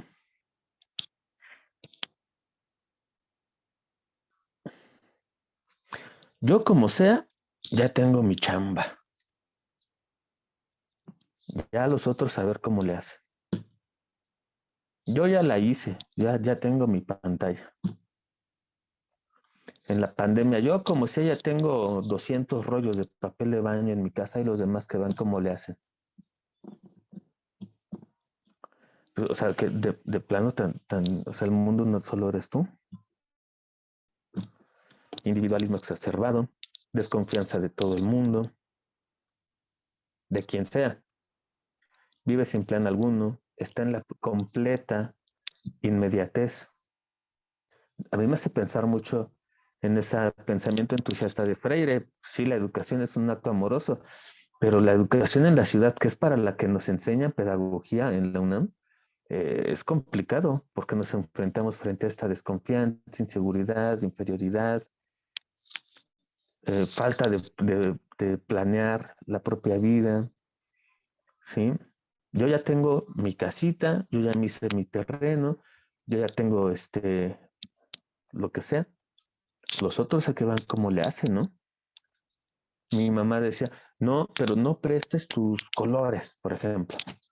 Yo te los compré a ti. De los demás que vean en tu casa. ¿Por qué? Y si nos podemos sentar, ¿no? Pero si ven al chavito de ciudad en la escuela, está así en su banca, agarra así su libreta, pone su codo y hasta se pone así para que el otro no vea. El niño de 6 años ya es un mexicano de ciudad. Porque no, el conocimiento es para compartir. Ni siquiera es tuyo, lo estás copiando del libro. Pasó del maestro a ti y tú y haces esto. Ya, ese chavito de grande, ¿y por qué le voy a dar? Si esto es mío. ¿Y qué es lo más grave que vemos en el mexicano de ciudad? Yo llegué a tocar varios ratos en los camiones y en los trolebuses, en mercados y así, ¿no? Cuando estaba en la licenciatura, por eso me tardé un poco en terminarla. Hacía falta mundo. Y entonces, ¿qué me sorprendía mucho? Y ahora me sirve cada vez que le releo a Ramos. Tocábamos ahí en el trolebús de eje central. Y entonces, ¿qué se puede aprender de infinidad de cosas en el eje central?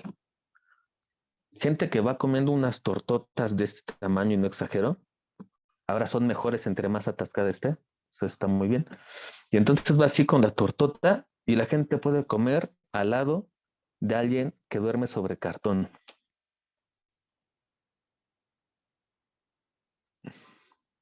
La gente en la ciudad, porque difícilmente esto lo vemos en el pueblo, en el campo o en las rancherías, ¿eh? En la ciudad es un fenómeno común. La gente puede comer enfrente del que tiene hambre. Pero si esa persona se sienta a comer su pinche tortote y se le acerca a alguien que no ha comido, guarda su monedero, guarda su celular, porque desconfía.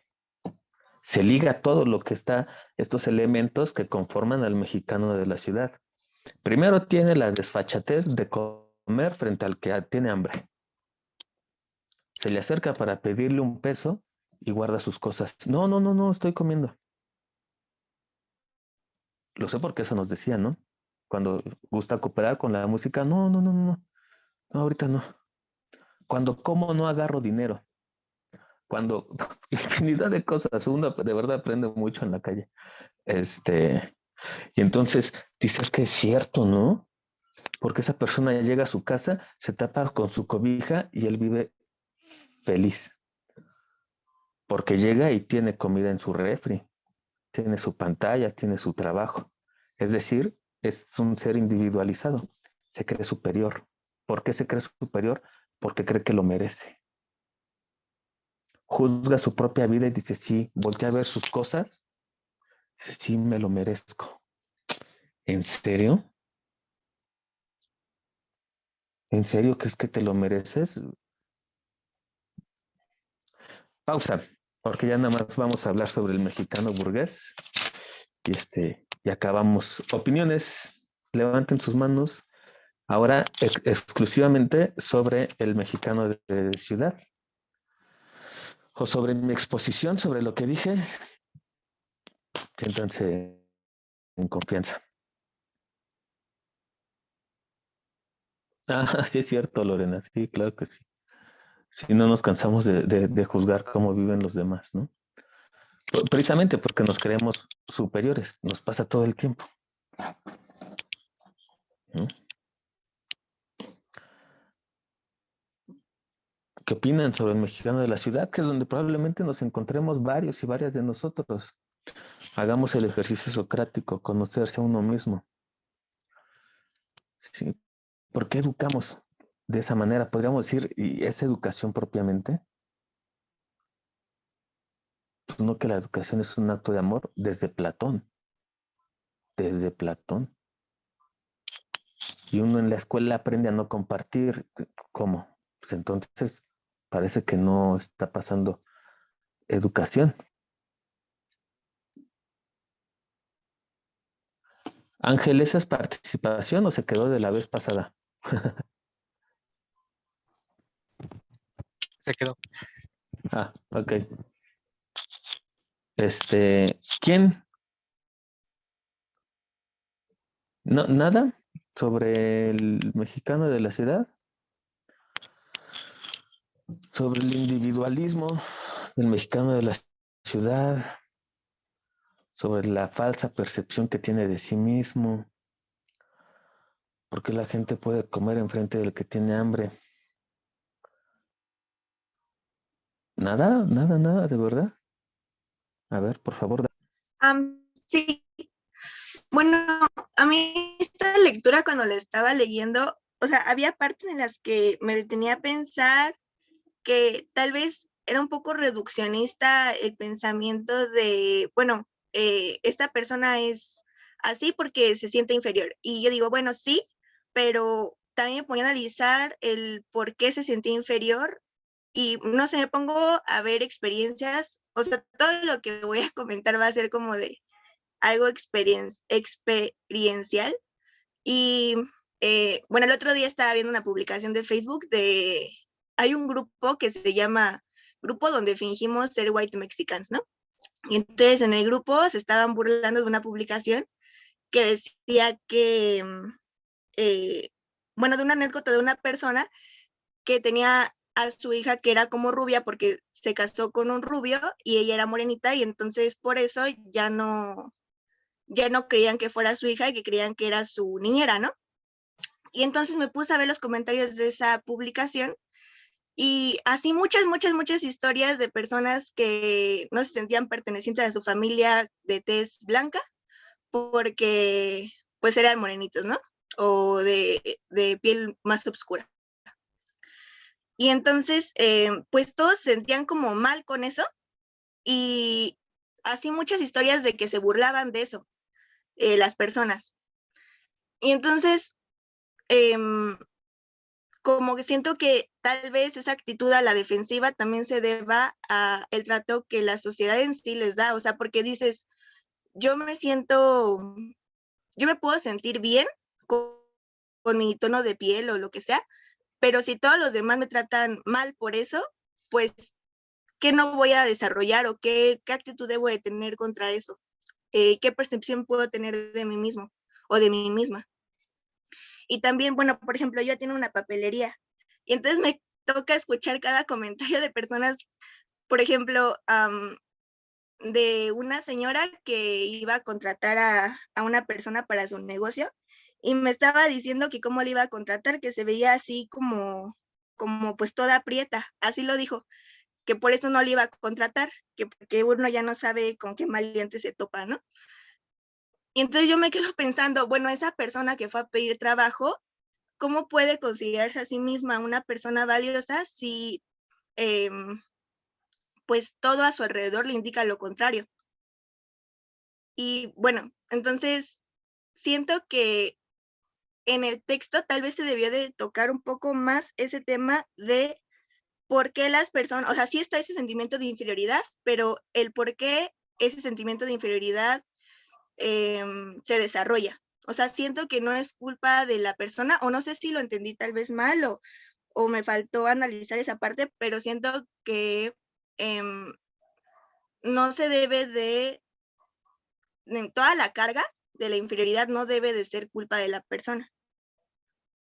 Entonces, siento que a lo mejor al texto le falta un poco de eso, pero pues me pareció interesante esta cosa de la desconfianza también, porque pues es algo que vivimos, bueno, yo me apropio de eso y digo, yo soy desconfiada con la gente normalmente en la calle, y cuando usted dijo eso de, no, pues te saludan y luego hasta desconfías, ¿no? ¿Qué quiere de ese saludo? Y yo misma, o sea, a veces me saluda, digo, oye, ¿te conozco o no te conozco? ¿O me quieren asaltar o qué? Porque, pues sí, varias veces he escuchado, otra vez vuelvo a la experiencia de personas a las que sí les hacen cosas. O a mí mismo una vez intenté ayudar a una señora en silla de ruedas porque quería entrar a una institución del IMSS y estaba como quejándose porque le dolía mucho su pierna y entonces le ayudé con la silla de ruedas y luego resulta que la persona de la entrada me dijo que esa persona normalmente iba al IMSS a robarse medicinas, ¿no? Y pues no sé, a veces uno quiere ayudar, pero tal vez también hay circunstancias que lo hacen a uno desconfiar y ya se vuelve un sentimiento generalizado, aunque fue a lo mejor una experiencia individual o una sola experiencia ya te hace desconfiar de todo y también siento que eso pues te hace perder mucha humanidad. Entonces también hay que reflexionar porque a lo mejor desconfiamos de las demás personas, si solamente fue como por una experiencia individual o es algo generalizado, etcétera. O sea, me pareció interesante porque te da a pensar mucho de eso. Sí, muchas gracias, Dafne. Yo estoy de acuerdo. Eh, Sin duda alguna, el texto no agota el tema. Probablemente esa sea una de las intenciones, que quienes lo lean continúen en su diferente momento histórico, continúen con la reflexión sobre lo que se está diciendo, ¿no? Aunque, o sea, estoy de acuerdo. Mi crítica, pues como más ñoñesca, vamos a decir, va hacia cómo psicoanaliza al mexicano a partir de categorías europeas. La que tú haces es completamente válida. Parece, o sea, no agota todo, y no sé si se puede agotar en un libro, ¿no? O sea, probablemente si hubiera escrito más, y como está en el 34 y nosotros ya en el 21, seguramente encontraríamos otras cosas, ¿no? Por ejemplo, el valor de la experiencia concreta, individual. Pero sin duda alguna, eso es un problema, que nos pasa algo, tenemos una mala experiencia y generalizamos. A mí ya no me vuelve a pasar con una vez y ya vuelvo y desconfío de todos. A priori, es un error, sin duda alguna, ¿no? Daniela, por favor, escuchamos a Daniela y pasamos con el burgués mexicano, que es el más sencillo, pero sí lo vamos a comentar hoy. Adelante, Daniela. Sí, mi comentario iba más enfocado al individualismo y creo que es bueno, no hasta, es alarmante ver hasta dónde ha llegado, ¿no? Tal es el punto que ahorita la mayoría de los egresados de otras instituciones educativas, por ejemplo el TEC, la Ibero, tienen mucho esto de ser líderes, ¿no? Ellos no forman profesionales, ellos no forman humanos, ellos forman líderes. Y entonces en mi trabajo yo tengo la oportunidad de convivir y de entrevistar a algunos de estos chicos. Y entonces justamente es bien diferente entrevistar a o sea, y no es porque nosotros estudiamos en la UNAM, ni mucho menos, sino digo que sea mala su educación, pero es bien interesante cómo es escuchar el punto de vista de un chico que estudia en la UNAM, en la UAM, en el Poli, que justamente si tú los ves trabajando en equipo, pues tratan de compartir lo que saben y de juntos construir algo, a que cuando es alguien de una institución privada, cómo es cómo se desenvuelve, ¿no? De, pues no, no importa, yo por qué voy a compartir lo que yo conozco si yo estoy aquí para ser el líder, para pasar sobre encima de todos los demás. ¿Cómo les voy a regalar lo que yo sé?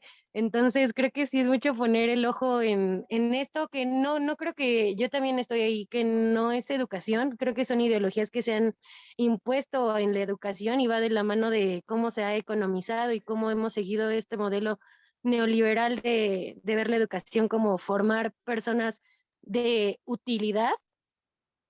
Entonces creo que es para replantearnos eso.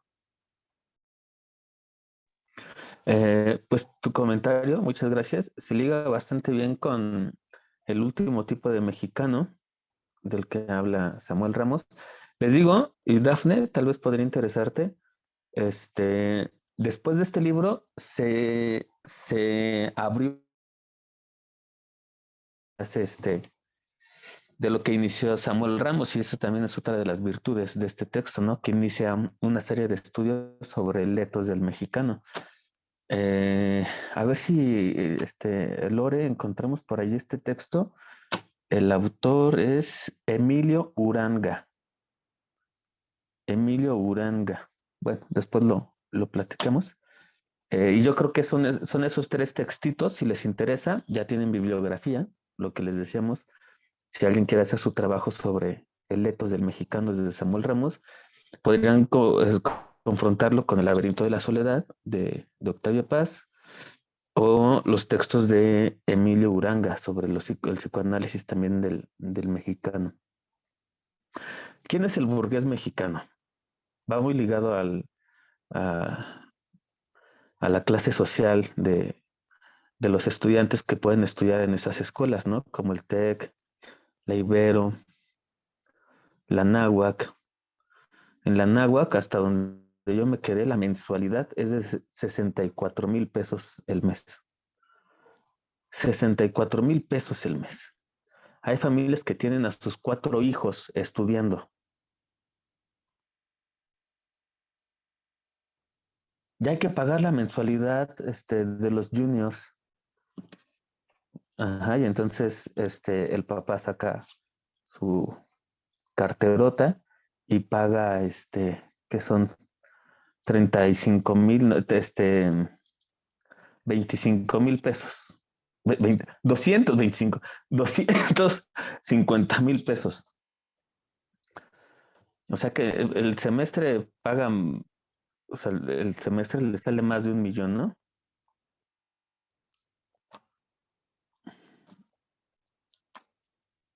En la náhuac, 64 bolas el mes, es impresionante. ¿Qué es lo que le critica entonces al burgués Samuel Ramos? Que el burgués considere que por eso es superior a nosotros, a los que no pagamos 64,000 pesos por un mes de escuela. Es absurdo. ¿Cuál es el único problema, no el único, cuál es el principal problema del que padece el burgués mexicano? ¿Qué es lo único que odia el burgués mexicano? Ser mexicano. Voilà, es eso. Lo único que le caga al burgués mexicano es que nací en este pinche país, porque pues yo soy como más como para Europa, ¿no? Yo soy como más de Estados Unidos.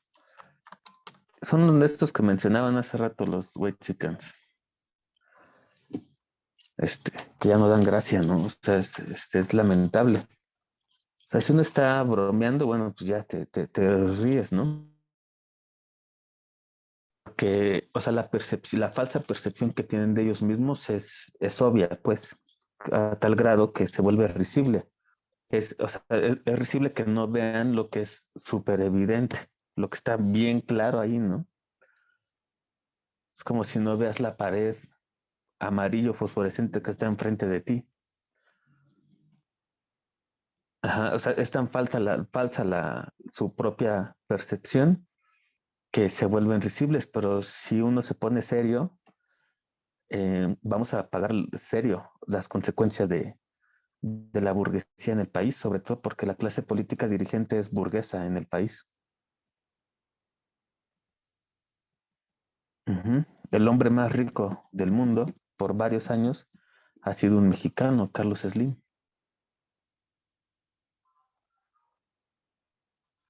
Ujú. Si uno hace el ejercicio de ver cada año la revista Forbes o Forbes, de los hombres, cada año cuando salen los 25 hombres más ricos del mundo, es una pinche grosería. Siempre son los mismos 25. Cambian de lugar, ¿no? Del lugar 2 al 4 y cosas por el estilo. El que era el tercero pasa al primero. Siempre son los mismos 25. Pero entonces en el caso, del burgués mexicano, si algo detesta es ser mexicano. Y entonces, ¿qué hace?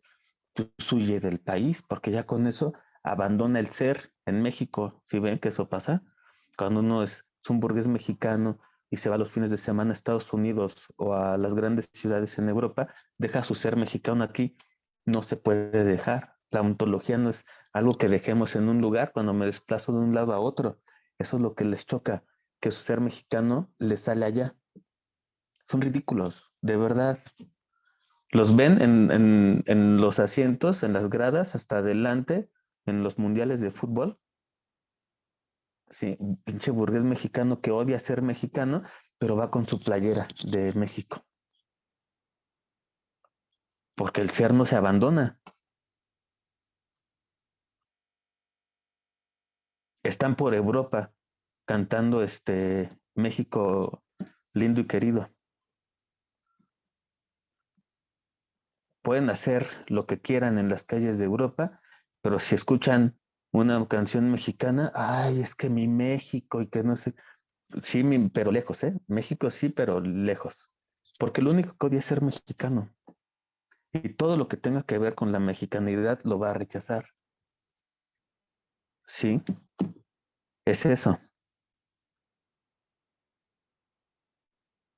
Ahora, ¿cuál es la otra gran característica de este mexicano, de la ciudad?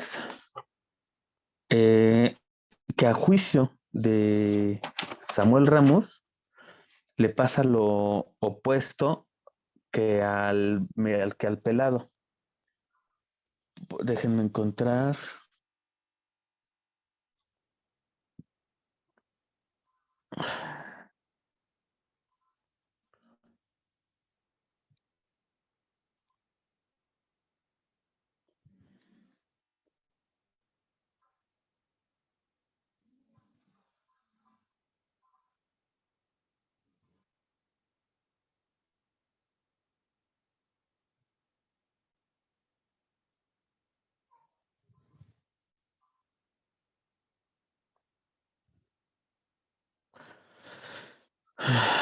Bueno, estaba desde el inicio.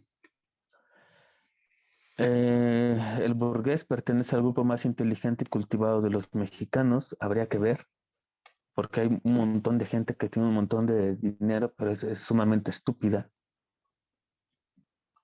Así pasa, compañeras y compañeros, véanlos. Tienen mucho dinero, pero podríamos decir que si hasta se puede pesar su dinero con su estupidez y ahí se van. Ajá. No, o sea, esto es falso, no es cierto. Pierre Bourdieu, ¿se acuerdan del gran sociólogo francés? Lo refuta precisamente en espacio cultural y en espacio capital. No es cierto. O sea, allí Bourdieu pues, refuta fácilmente a Ramos, ¿no? El capital cultural no garantiza capital cultural. No es así. O sea, no es una fórmula. El capital cultural es equivalente a mi capital cultural. No es cierto.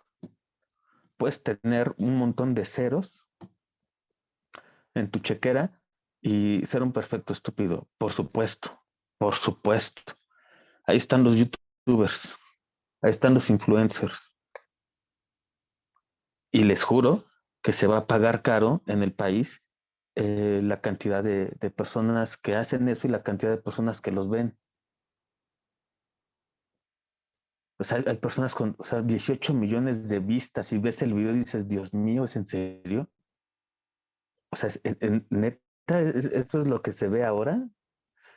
Uf, va a estar difícil, va a estar difícil. Y es algo que nos debe preocupar como pedagogos y pedagogas, yo insisto. La relación entre capital cultural y capital este, ¿Económico? económico. Económico, exacto, gracias. Aquí Samuel Ramos está diciendo eso, pero bueno, él está en el 34. Bourdieu está mucho más cercano a nosotros, ¿no? Desde luego. Bourdieu dice, no es cierto. De hecho, se invierte en el esquema de Bourdieu. Para Bourdieu es lo contrario en nuestra sociedad contemporánea. La tesis de Bourdieu es que a mayor capital económico, menor capital cultural. Y lo contrario también es cierto para Bourdieu. Ramos ahí queda superado. A mayor capital cultural, menor capital económico. Hay personas que saben mucho, que han leído muchos libros, que tienen mucha experiencia, que hablan muchos idiomas, que etcétera, etcétera, pero no tienen dónde caerse muertos, que llegan pellizcando a la quincena, pero culturalmente son valiosísimos, son oro puro esas personas. ¿Conocen a esos maestros? Son los maestros rurales. Son los maestros que caminan 5 kilómetros para ir a la primaria a la que ningún otro maestro quiere ir. Y él los camina para ir a dar clase. Uh-huh. Capital económico no tiene, pero capital cultural se desborda. No la conozco, Erika. No sé si... si alguien, si la pueden compartir, estaría bien para verlo. ¿sí? Y entonces hay gente que tiene mucha lana, tiene mucho capital económico, pero culturalmente son unos pinches ignorantes. No valen culturalmente. Son los Enrique Peña Nieto, que anda por Europa, Nueva York, las mejores tiendas de Italia. Y cuando le preguntaron, siendo el presidente de un país, 3 libros que hayan marcado su vida, no supo decir. Es más, no supo mentir. No los has leído, pero se llama El Principito, ¿no? Se llama El Quijote. O sea, aunque no los leas, sabes que allí están. Se quedó en silencio. Eso es grave. Es lo que estamos discutiendo. El burgués también es problemático en la conformación del etos del mexicano. Sí. Ahora, le pasa algo al burgués mexicano, y es que cuando se exaspera, es decir, cuando se molesta, cuando se enoja, ¿qué sale? El pelado que lleva adentro. Yo ya no quiero entrar al Facebook porque todo es Alfredo Adame. O sea, me caga esas cosas. No, o sea, se empeñan con algo y no lo sueltan. Pero bueno, ese tipo puede ser este mexicano que viajan, que las camionetas, su rostro está por todos lados, pero es un pelado. Ontológicamente es un pelado. Pertenece a lo más bajo de la sociedad en términos de Samuel Ramos. O las personas que están hablando en español y tienen que mencionar una palabra en inglés, ¿no? O en francés, o lo que ustedes quieran. Detestan el ser mexicano, que sí lo vi, Ariana, sí lo vi. No, le pusieron falso, ¿no? Que Adame no va a salir en la temporada y no sé qué. Sí, sí, sí o no. Sí, sí o no. O sea, el burgués puede ocultar su ser mexicano, que sale en algún momento, por ejemplo, cuando se exaspera, pero lo ocultan de muchas maneras, con su lenguaje rebuscado, refinado, con su pseudocultura, saben mucho sobre marcas, saben mucho sobre ropa de temporada, no sé, ese tipo de cosas, ¿sí? Todo eso para ocultar lo único que les molesta, ser mexicanos. Pero el ser no es algo que nos quitemos y nos pongamos otro. Tan es así que cuando se molestan, sale el pelado que llevan. Yo me callo. Participaciones para cerrar la clase de hoy. Opiniones, ¿les gustó, no les gustó? Así en general. Podemos estar 3 minutitos. Da tiempo para 2 o 3 participaciones. Adelante.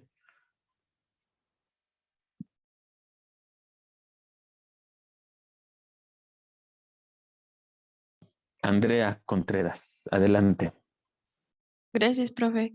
Pues a mí me gustó mucho porque justo creo que más bien nos muestra esta realidad, ¿no?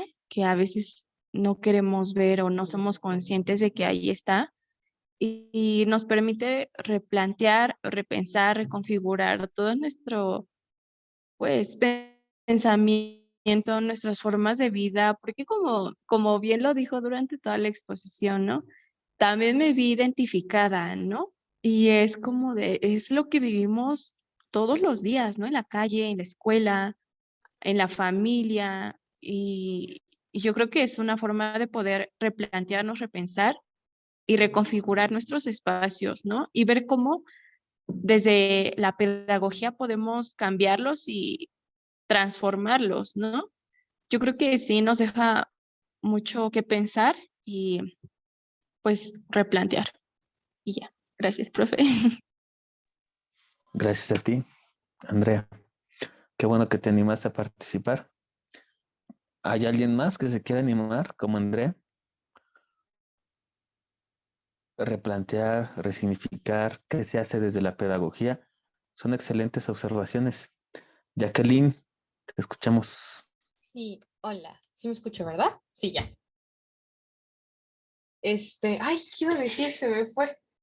Ah, sí, bueno, fue una lectura bastante interesante, al igual que Daphne, al inicio sentía como que sí estaba bien, pero como que le hacían falta algunas cosas como poder explorarlas, pero obviamente ya lo estoy viendo como desde este contexto que estamos viviendo y lo que usted mencionaba sobre que también es una visión bastante eurocentrista porque sí, se está criticando al mexicano, pero con unas visiones de Europa. Y ya es que se me fue lo que iba a decir porque se me fue la onda con el audio. Perdón. Bueno, a lo mejor si lo recuerdas, el lunes podrías compartirlo, ¿no? Ujú. O en el WhatsApp. Pues ven que ahí tenemos el WhatsApp. Ujú. Les voy a pedir, bueno, quedamos que íbamos a tomar unos viernes, no íbamos a tener clases, ¿se acuerdan? Aún si eran a distancia. Entonces, ¿cómo ven? Porque ahorita ya tuvimos algunas. Si nos vemos el lunes y el próximo viernes no. De acuerdo, ¿Quieren profe. levantar la mano? ¿O ya es un acuerdo? Levanten la mano los que dicen sí, para respetar el acuerdo que hayamos tenido, ¿no? Levanten su mano, las contamos. 1, 2, 3, 4, 5, 6, 7, 8, 9, 10, 11, 12, 13, 14, 15, 16, 17, 18, 19, 20, 21, 22, 23, 24. Pues ya, ¿no? Entonces vamos a hacer eso. Ujú. El lunes, este lunes que viene, dentro de 3 días, vamos a revisar a Samuel Ramos. Vamos a continuar con él. Ujú. Vamos a revisar los capítulos, la educación y el sentimiento de inferioridad, y el capítulo que se llama Juventud Utopista. Son 10 páginas en total, o sea, ya juntando los 2 capítulos son 10 páginas. ¿Por qué los dejé así? Porque ya la clase es el lunes. Entonces, yo creo que en el fin de semana sí nos podemos chutar 10, 12 páginas, ¿no? Aparte es un texto pequeñito y continúa con las mismas ideas expuestas, entonces van a ver que es va a estar mucho más digerible, ¿no? Que aparte no creo que sea tan complicado. Entonces vamos a hacer esto. Nos vemos el lunes para hablar la educación y el sentimiento de inferioridad y juventud utopista. Dentro de 8 días, para respetar lo que dijimos, descansamos, no tenemos clase, y de este lunes en 8 revisamos Perú, que es el 21, me parece. Bueno, muchas gracias por haber estado en la clase de hoy. Gracias, Lore, por la grabación. Bonito fin de semana. Hasta el lunes. Gracias, profe. Gracias, profesor. Gracias, Igualmente. profe. Hasta Cuídese. luego. Gracias. Mucho. Se cuidan mucho. Bye, Lore. Hasta luego. Buenas Nos tardes. vemos. Bye. Bye, bye.